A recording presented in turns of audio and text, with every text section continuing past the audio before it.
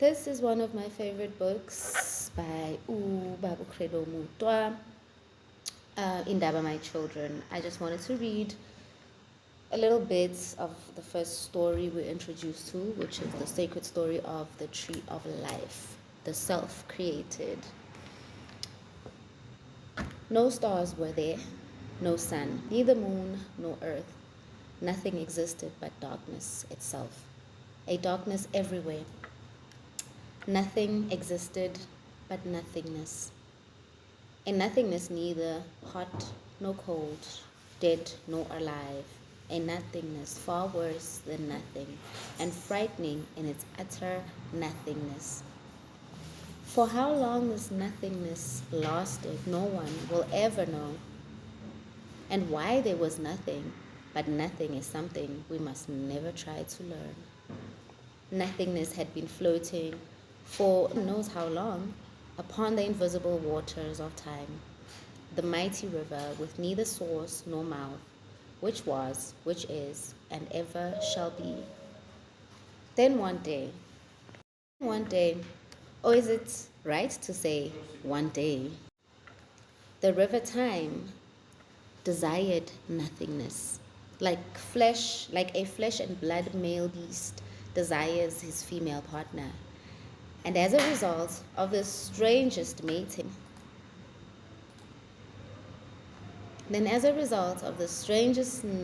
of time and nothingness, a most tiny, invisible spark of living fire was born.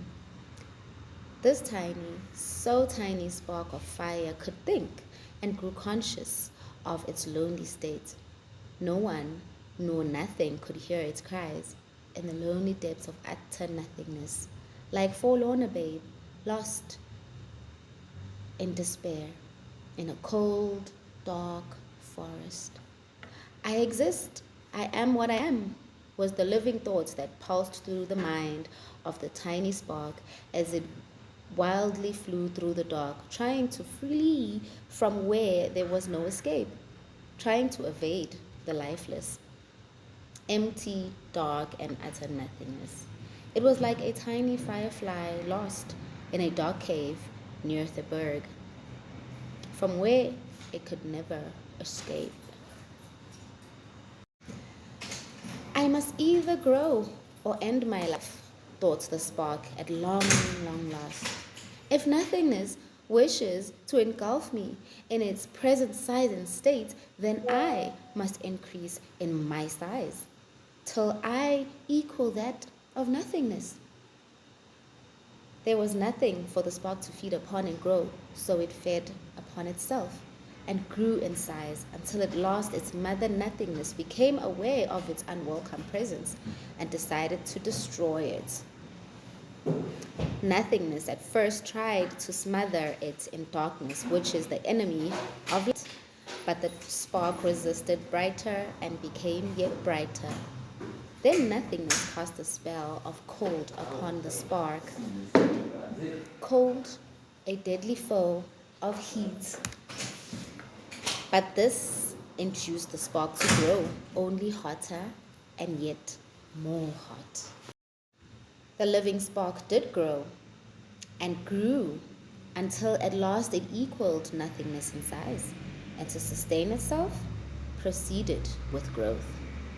It devoured its mother nothingness and digested her with the most awful flash of light that anyone and anything had ever chanced to see. I am what I am, it boasted.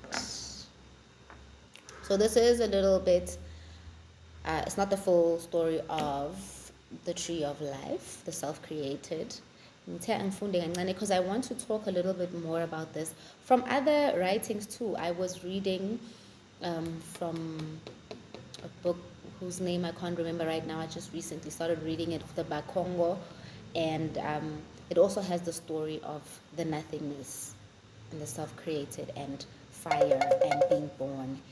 And I want to reference it to a lot of other books and epiphanies I've also had.